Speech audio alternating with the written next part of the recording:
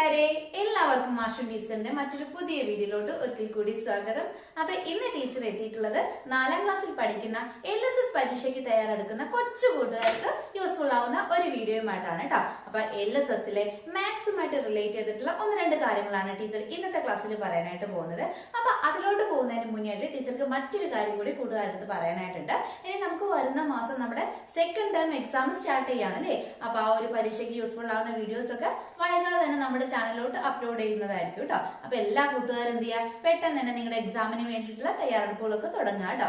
Okay മക്കളെ, അപ്പൊ നമുക്ക് വേഗം നമ്മുടെ ക്ലാസ്സിലോട്ട് പോവാം അല്ലേ. അതിലോട്ട് പോകുന്നതിന് മുന്നേട്ട് നമ്മുടെ ചാനൽ ആദ്യമായിട്ട് കാണുന്ന കൂട്ടുകാരുണ്ടെങ്കിൽ ചാനൽ സബ്സ്ക്രൈബ് ചെയ്യാനും വീഡിയോ മക്കൾക്ക് യൂസ്ഫുൾ ആയിട്ട് തോന്നുകയാണെങ്കിൽ നിങ്ങളുടെ മറ്റു കൂട്ടുകാർ കൂടി ഷെയർ ചെയ്ത് കൊടുക്കാനായിട്ട് മറക്കരുതേ. ഓക്കെ കൂട്ടുകാരെ, അപ്പൊ നമ്മള് ഗണിതത്തിൽ LSS പരീക്ഷയ്ക്ക് എപ്പോഴും കണ്ടുവരുന്ന ഒരു ക്വസ്റ്റ്യൻ ആണ് ചുറ്റളവ് കാണാനായിട്ട് കേട്ടോ. നമ്മുടെ ജാമിതീയ രൂപങ്ങളായിട്ടുള്ള ത്രികോണവും ചതുരത്തിന്റെ ഒക്കെ ചിത്രം തന്നുകൊണ്ട് അതിന്റെ ചുറ്റളവ് കാണാനായിട്ട് ചോദിക്കും. അപ്പൊ മക്കൾ നോക്കിക്കേ, ടീച്ചർ അത് മോഡലുള്ള ഒരു ക്വസ്റ്റ്യൻ ഇവിടെ കൊടുത്തിട്ടുണ്ട്. ഇവിടെ നിങ്ങൾക്ക് ഒരു ചിത്രം കാണുന്നുണ്ടല്ലോ. ഏതാണ് ഈ രൂപം? ത്രികോണാണ് അല്ലെ, ട്രയാങ്കിൾ ആണ്. അപ്പൊ ഈ ഒരു ചിത്രം എന്ന് പറയുന്നത് 3 തീപ്പെട്ടി കമ്പുകൾ ഉപയോഗിച്ച് കൊണ്ടിട്ടുള്ള ഒരു ത്രികോണത്തിന്റെ ചിത്രമാണ്. അതിൽ ഒരു കമ്പിന്റെ നീളം എന്ന് പറയുന്നത് 4 സെന്റിമീറ്റർ ആണ്. ഒരു കമ്പിന്റെ നീളം എന്ന് പറയുന്നത് 4 സെന്റിമീറ്റർ ആണ്.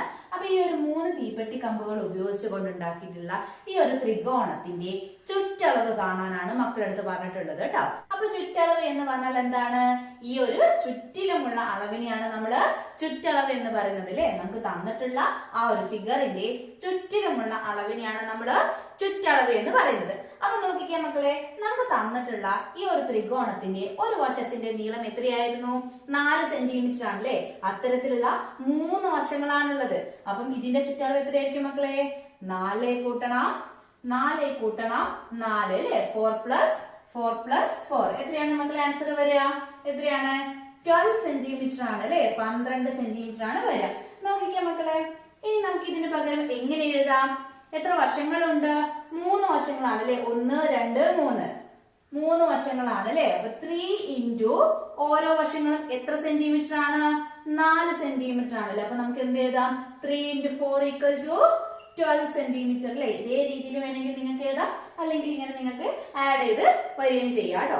അപ്പം ഇത്തരത്തില് ഏതെങ്കിലും ഒരു ഫിഗർ തന്നിട്ട് ചുറ്റളവ് കാണാനായിട്ട് നമുക്ക് എപ്പോഴും എക്സാമിന് ചോദിക്കാറുണ്ട്. അപ്പൊ മക്കൾ എന്ത് ചെയ്യുക, അതൊന്ന് ഓർത്തിരിക്കുക കേട്ടോ. ഓക്കെ, ഇനി നമുക്ക് ഇതുപോലെ തന്നെ മറ്റൊരു ഫിഗർ തന്നു. ഇതേതാണ് മക്കളെ രൂപം? ഏതാണ്? ചതുരാണ് അല്ലെ. ചതുരത്തിന് എത്ര വശങ്ങളുണ്ട്? 4 വശങ്ങളാണുള്ളത്. നോക്കിക്കേ മക്കളെ, അപ്പൊ നമുക്ക് ഓരോ വശത്തിന്റെ നീളം നോക്കാം. ഇവിടെ 5 സെന്റിമീറ്റർ ഉണ്ട്, ഇത് 3 സെന്റിമീറ്റർ ഉണ്ട്, ഇവിടെയും 5 സെന്റിമീറ്റർ, 3 സെന്റിമീറ്റർ. അപ്പൊ നമുക്ക് ഇതേ രീതിയിൽ ഒരു ഫിഗർ തന്നിട്ട് പറയാണ് ഈ ഒരു ചിത്രത്തിന്റെ ചുറ്റളവ് എത്രയാണെന്ന്. ചിലപ്പോൾ മക്കൾക്ക് എന്ത് ചെയ്യും, ഒരു ചതുരാകൃതിയുള്ള കൃഷിത്തോട്ടമെന്നോ പൂന്തോട്ടമെന്നോ അതേ രീതിയിൽ എങ്ങനെയെങ്കിലും ഒക്കെ എന്ത് ചെയ്യും, നിങ്ങൾക്ക് ചോദ്യങ്ങൾ വരും. പക്ഷേ സംഭവം ഇതാണ്, നമ്മൾ എന്ത് ചെയ്യുക, ആ ഒരു ചതുരാകൃതിയുടെ ചുറ്റളവ് കാണുക എന്നുള്ളതാണ് കേട്ടോ. അപ്പൊ മക്കൾ എന്ത് ചെയ്യുക, ചോദ്യം വായിച്ചിട്ട് ആദ്യം മനസ്സിലാക്കി എടുക്കുക കേട്ടോ. ഒരുപാട് ലെങ്തി ക്വസ്റ്റ്യൻ ഒക്കെ കാണുമ്പോൾ നിങ്ങൾ ടെൻഷൻ ആവുന്നു വേണ്ട. നമുക്ക് ഇത്രേ കാണാനുള്ള തന്നിട്ടുള്ള ഒരു ഫിഗറിന്റെ ചുറ്റളവ് കാണാനായിട്ടായിരിക്കും നമ്മളടുത്ത് പറയാ കേട്ടോ. ഓക്കെ മക്കളെ നോക്കിക്കേ, അപ്പൊ നമുക്ക് 5 സെന്റിമീറ്റർ 3 സെന്റിമീറ്റർ, ഇവിടെ 5 സെന്റിമീറ്റർ 3 സെന്റിമീറ്റർ അല്ലെ. ഇതേ രീതിയിൽ നമുക്കൊരു ചതുരം തന്നിട്ടുണ്ട്. അതിന്റെ ചുറ്റളവ് നമുക്കൊന്ന് കാണാം അല്ലെ. എത്രയായിരിക്കും മക്കളെ വരിക? എത്രയായിരിക്കും? ഇവിടെ ഒരു 5 സെന്റിമീറ്റർ ഉണ്ട് അല്ലെ. 5+3+5+3 എത്രയായിരിക്കും മക്കളെ? 16 എന്ന് കിട്ടും അല്ലെ. 16 സെന്റിമീറ്റർ എന്ന് കിട്ടും. എത്രയാണ് ഈ ഒരു തന്നിട്ടുള്ള രൂപത്തിന്റെ ചുറ്റളവ് എന്ന് പറയുന്നത്? 16 സെന്റിമീറ്റർ എന്ന് കിട്ടും അല്ലെ. അപ്പൊ വളരെ ഈസി ആയിട്ടുള്ള ക്വസ്റ്റ്യൻ ആണ്. എല്ലാ കൂട്ടുകാർക്കും ഈസി ആയിട്ട് മാർക്ക് സ്കോർ ചെയ്യാൻ പറ്റുന്ന ഒരു ചോദ്യമാണ് ഈ ഒരു ചുറ്റളവ് കണ്ടെത്തുക എന്നുള്ളത് കേട്ടോ. അപ്പൊ കൂട്ടുകാർ എന്ത് ചെയ്യുക, ഈ ഒരു ചോദ്യം നിർബന്ധമായിട്ടും പഠിച്ചിരിക്കുക. നമുക്ക് എന്തായാലും 1 or 2 മാർക്ക് ഈ ഒരു ഏരിയന്ന് നമുക്ക് സ്കോർ ചെയ്യാനായിട്ട് പറ്റൂ കേട്ടോ. അപ്പൊ ഇതുപോലെ തന്നെ ചുറ്റളവുമായിട്ട് ബന്ധപ്പെടുത്തി ചോദിക്കാവുന്ന മറ്റൊരു ചോദ്യമാണ് ടീച്ചർ ഇവിടെ എഴുതിയിട്ടുള്ളത്. ഇവിടെ നോക്കിക്കേ, ഒരു ഫിഗർ തന്നിട്ടുണ്ട് അല്ലെ. ഇത് ചതുരാകൃതിയിലുള്ള ഒരു കൃഷിയിടത്തിന്റെ ചിത്രമാണ് ഇവിടെ തന്നിട്ടുള്ളത്. അപ്പൊ അതിന്റെ ഓരോ വശത്തിന്റെ നീളമെല്ലാം നമുക്ക് തന്നിട്ടുണ്ട്. ഇവിടെ എത്രയാണ്? 2 മീറ്റർ ആണ്. ഈ ഒരു സൈഡ് 4 മീറ്റർ ആണ് കേട്ടോ. ഇവിടെ എത്രയായിരിക്കും വരിക? ഇവിടെയും 2 മീറ്റർ ആയിരിക്കും, ഇവിടെ 4 മീറ്റർ ആയിരിക്കും വരിക അല്ലെ. ഓക്കെ മക്കളെ, അപ്പൊ നമ്മുടെ അടുത്ത് ചോദിക്കുന്ന ചോദ്യം ഇതാണ്, ഈ ചതുരാകൃതിയുള്ള കൃഷിയിടത്തിന് ചുറ്റും ഒരു തവണ വേലി കെട്ടാനായിട്ട് എത്ര രൂപയായിരിക്കും എന്ന രീതിയിലാണ് ചോദിക്കുക കേട്ടോ. അപ്പൊ അവിടെ നിങ്ങൾക്ക് ചോദ്യത്തിൽ മറ്റൊരു കാര്യം തരും, അതായത് 1 മീറ്റർ വേലി കെട്ടാൻ എത്ര രൂപയാണ് എന്ന കാര്യം നമുക്ക് ഓൾറെഡി നമ്മുടെ ക്വസ്റ്റ്യൻ പേപ്പറിൽ ഉണ്ടായിരിക്കും. അങ്ങനെയാണെങ്കിൽ ഇതിന് ചുറ്റും ഒറ്റ തവണ വേലി കെട്ടാൻ എത്ര രൂപയാണ് എന്ന രീതിയിലാണ് പൊതുവെ നമുക്ക് ചോദ്യം കണ്ടുവരാറുള്ളത് കേട്ടോ. ഓക്കെ, അപ്പൊ നമുക്ക് ഇവിടെ തന്നിട്ടുള്ള ചോദ്യത്തിൽ പറഞ്ഞിട്ടുള്ളത് 1 മീറ്റർ വേലി കെട്ടാനായിട്ട് 50 രൂപയാകും എന്നാണ് പറഞ്ഞിട്ടുള്ളത് കേട്ടോ. 1 മീറ്റർ കെട്ടാനായിട്ട് എത്ര രൂപയാണെന്ന് പറഞ്ഞിട്ടുള്ളത്? 50 രൂപയാകും എന്നാണ് പറഞ്ഞിട്ടുള്ളത്. എങ്കിൽ ഈ ഒരു കൃഷിയിടത്തിന് ചുറ്റും ഒറ്റ തവണ വേലി കെട്ടാനായിട്ട് ആകെ എത്ര രൂപ ചിലവാകും എന്നതാണ് ചോദിച്ചിട്ടുള്ളത് കേട്ടോ. ഓക്കെ മക്കളെ, അപ്പൊ നമ്മൾ ആദ്യം എന്ത് ചെയ്യണം? നമുക്ക് തന്നിട്ടുള്ള ആ ഒരു ഫിഗറിന്റെ ചുറ്റളവ് നമ്മൾ കാണണം അല്ലേ. ചുറ്റളവ് കണ്ടാൽ മാത്രമേ നമുക്ക് എന്ത് ചെയ്യാനായിട്ട് പറ്റുള്ളൂ? ആകെ എത്ര രൂപയാണ് അതിന് ചുറ്റും ഒറ്റ തവണ വേലി കെട്ടാനായിട്ട് ചിലവായിട്ടുള്ളത് എന്ന് കണ്ടെത്താനായിട്ട് പറ്റൂ അല്ലെ. ഓക്കെ മക്കളെ, അപ്പൊ നമ്മൾ നേരത്തെ പറഞ്ഞു എങ്ങനെയാണ് ഒരു ഫിഗർ തന്നാൽ അതിന്റെ ചുറ്റളവ് കാണുക എന്നുള്ളത് അല്ലെ. നമുക്ക് ആദ്യം എന്ത് ചെയ്യാം? തന്നിട്ടുള്ള ഈ ഒരു കൃഷിയിടത്തിന്റെ ചുറ്റളവ് കാണാം അല്ലെ. ചുറ്റളവ് എന്ന് പറഞ്ഞാൽ എന്താണ് മക്കളെ? ചുറ്റുമുള്ള അളവാണ് അല്ലെ. ചുറ്റളവ് എന്ന് പറഞ്ഞാല് ചുറ്റിലുമുള്ള അളവാണ്. നോക്കിക്കേ മക്കളെ, ഇവിടെ ഒരു വശം എത്രയാണ്? 2 സെന്റിമീറ്റർ ആണ് അല്ലെ. അടുത്ത വശം 4 സെന്റിമീറ്റർ, 2 സെന്റിമീറ്റർ, 4 സെന്റിമീറ്റർ അല്ലെ. മൊത്തം എത്ര ഉണ്ടായിരിക്കും മക്കളെ? എത്ര സെന്റിമീറ്റർ ഉണ്ടായിരിക്കും?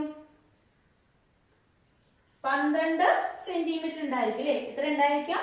12 സെന്റിമീറ്റർ ഉണ്ടായിരിക്കും. 12 സെന്റിമീറ്റർ അല്ല, 12 മീറ്റർ ആണ് അല്ലെ. നമുക്ക് മീറ്ററിലാണ് ഒരു വശം തന്നിട്ടുള്ളത്. അപ്പൊ ചുറ്റളവ് എന്ന് പറയുന്നത് എത്രയാണ് മക്കളെ? 12 മീറ്റർ ആയിരിക്കും അല്ലെ. 12 മീറ്റർ ആണ് നമുക്ക് തന്നിട്ടുള്ള ഈ ഒരു കൃഷിയിടത്തിന്റെ ചുറ്റളവ് എന്ന് പറയുന്നത്. ഇനി നമുക്ക് ചുറ്റളവാണോ ചോദിച്ചിട്ടുള്ളത്? അല്ല അല്ലെ. ഈ ഒരു കൃഷിയിടത്തിന്റെ ചുറ്റിലും ഒറ്റ തവണ വേലി കെട്ടാൻ ചിലവായിട്ടുള്ള തുകയാണ് നമ്മുടെ അടുത്ത് ചോദിച്ചിട്ടുള്ളത്. നമുക്ക് മറ്റൊരു കാര്യം നമ്മുടെ ചോദ്യത്തിൽ തന്നിട്ടുണ്ടായിരുന്നു. എന്തായിരുന്നു? 1 മീറ്റർ വേലി കെട്ടാനായിട്ട് എത്ര രൂപയാണ്?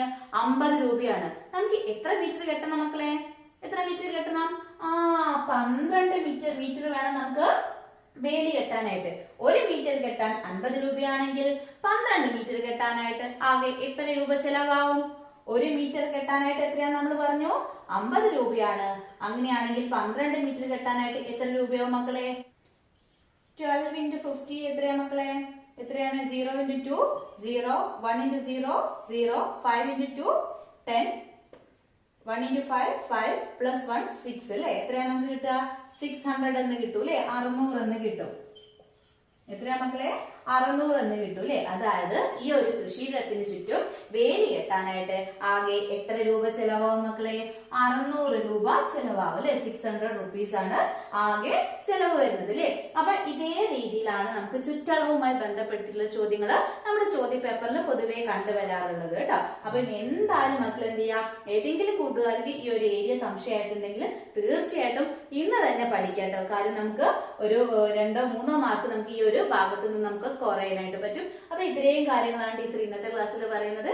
ഇനി വൈകാതെ തന്നെ മറ്റുള്ള ദിവസങ്ങളിലൊക്കെ നിങ്ങൾക്ക് LSSുമായിട്ട് യൂസ്ഫുൾ ആവുന്ന വീഡിയോസ് നമ്മുടെ ചാനലിലോട്ട് അപ്ലോഡ് ചെയ്യുന്നതായിരിക്കും കേട്ടോ. അപ്പൊ ഇന്നത്തെ വീഡിയോ മക്കൾക്ക് യൂസ്ഫുൾ ആയിട്ടുണ്ടെങ്കിൽ തീർച്ചയായിട്ടും ആ കാര്യം കൂടി നമ്മുടെ കമന്റ് ബോക്സിൽ പറയാനായിട്ട് മറക്കരുതേ. ഓക്കെ മക്കളെ, മറ്റൊരു പുതിയ വീഡിയോയുമായിട്ട് നമുക്ക് വീണ്ടും കാണാം.